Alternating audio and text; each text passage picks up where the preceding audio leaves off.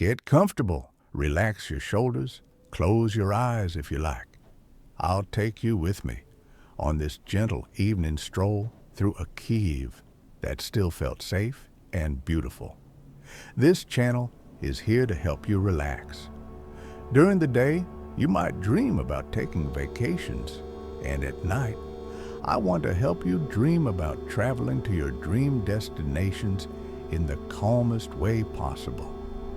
If you like this idea, you can subscribe to the channel and share it with friends who would love to visit the same cities in their dreams. And in the comments, you can tell me which city you'd like to visit next while you sleep. I step out near Saint Sophia Cathedral in the old upper city, where the evening air carries the scent of fresh bread from a nearby bakery, warm yeast and crust mingling with the cool river mist drifting up from the Dnipro far below. The cobblestones under my feet are uneven and worn smooth in places, their gray-blue tones catching the golden light from the cathedral's domes that glow softly against the deepening indigo sky. Distant church bells toll once, slow and heavy, their sound rolling over the rooftops like a gentle hand smoothing the city. The walls around me are a patchwork of pale yellow plaster and red brick, some with faint frescoes peeking through centuries of weather. A faint hum of trams echoes from the valley, reassuring and rhythmic, like a heartbeat you can feel through the stone. I walk slowly along the edge of the cathedral square, the soles of my shoes tapping a soft rhythm on the stones. Lanterns fixed to the walls cast pools of warm light that fade into soft shadow along the alleyways, inviting but not demanding attention.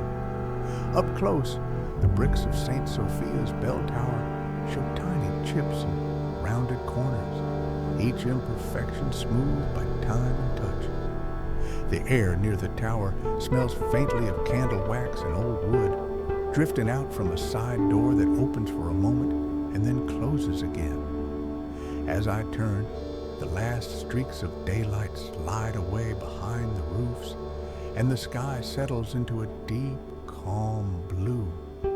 Somewhere in the distance, a car door closes with a muted thump, and then the quiet returns like a blanket being gently laid down. I begin to walk toward St. Michael's Golden Domed Monastery, following a gentle slope lined with simple benches and a low metal railing on one side. The pavement here is smoother, a dark gray ribbon guiding me forward under a row of trees whose leaves whisper softly against one another. The closer I get, the more the golden domes catch the light from the street lamps, each one reflecting tiny stars of amber in its curved surface. The walls are painted a soft sky blue, trimmed with white and gold that glow even in the dimness, giving the whole place a serene, almost weightless look. The smell of incense drifts from the open doors of the monastery, warm and resinous, wrapping the cool night air in a gentle embrace. I can hear the faint echo of a choir practicing inside, voices blending into a single smooth sound that rises and falls like the tide. Stepping onto Volodymyrska Hill, I feel the ground change beneath my feet once again. The pavement gives way to a mix of gravel and packed earth, and the path winds through a stand of tall pines and leafy trees that form a dark green frame around the city below. At the overlook, I rest my hands on the cold painted metal of the railing and look out over Kyiv. The city lights have grown brighter, a sea of tiny yellow and white points scattered across the hills, following streets and squares I cannot see from here, but can imagine clearly. The Dnipro lies beyond, a broad, dark band reflecting a few scattered lights along its banks. The air carries the faint smell of water, cool and clean, layered with the distant aroma of grilled meat from a food stall somewhere far below, and the soft sweetness light breeze moves past, lifting the edges of my jacket and brushing my hair away from my face. The sound of leaves rustling overhead joins the low murmur of the city, and for a moment everything seems to breathe in unison. Trees, river, buildings, and me. Just off to one side, the entrance to the funicular waits with its modest, old-fashioned building. The walls are cream-colored with simple, decorative moldings and a few posters fading slightly at the edges from years of sun and rain. Inside, the funicular car is painted in soft, muted tones with wooden benches polished smooth from countless journeys. The faint smell of machine oil and metal hangs in the air, mixed with the trace of perfume from a previous passenger that lingers like a memory. As the doors close with a gentle click, the car shudders once and then begins to move. The cables hum in a steady low tone, and the city outside the window starts to shift. At first, I see only the platforms and the hillside trees sliding slowly past. Then, as we descend, the view opens. Above me, the domes and rooftops of the upper city rise higher and higher, their warm lights shrinking into a cozy cluster. Ahead and below, Podil begins to spread out, rows of low buildings, narrow streets, and the faint gleam of streetlights lining the roads. The tracks curve slightly, and I notice how the metal glints under the car's interior lights. The ride is smooth, with only a gentle rocking that seems to match the rhythm of my breath.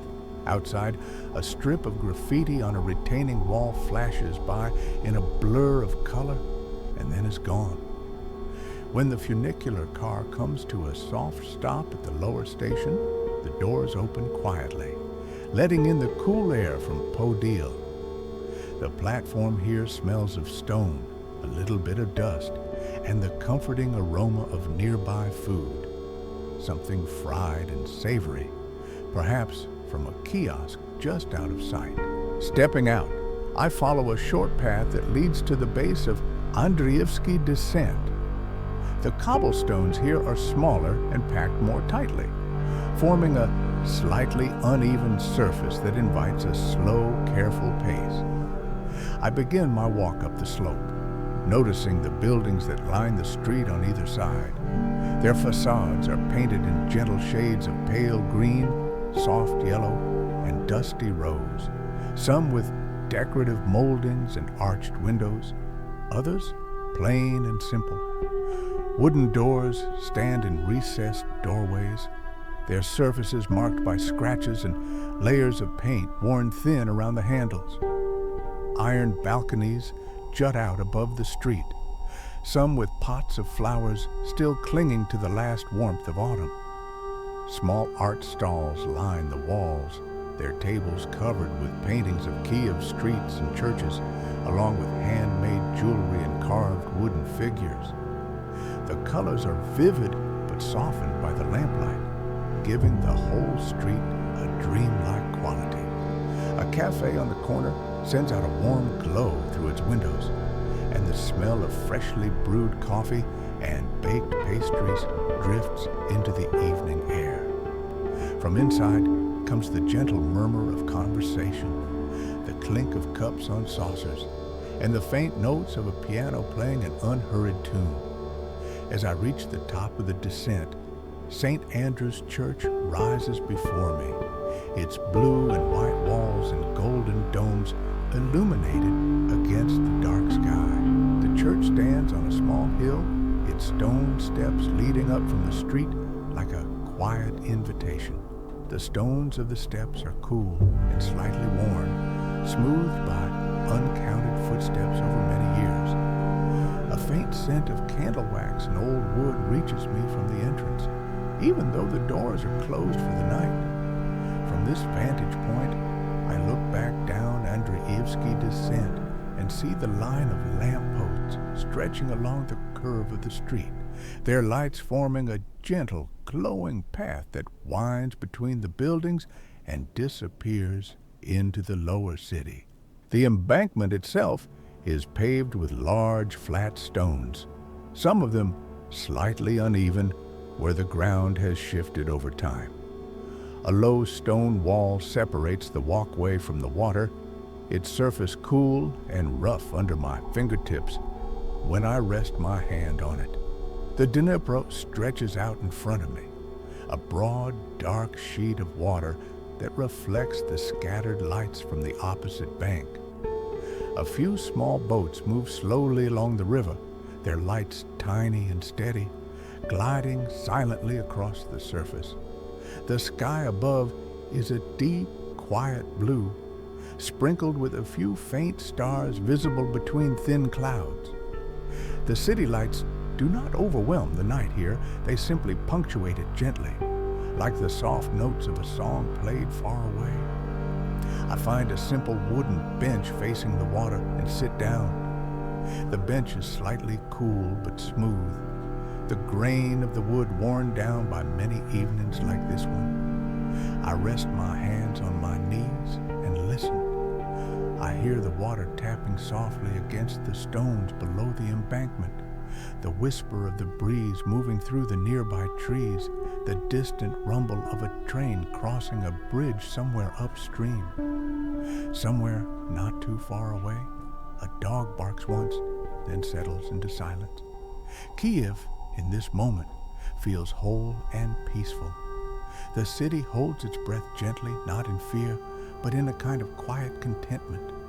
Streets, churches, markets, and the river all exist together in a calm that feels timeless.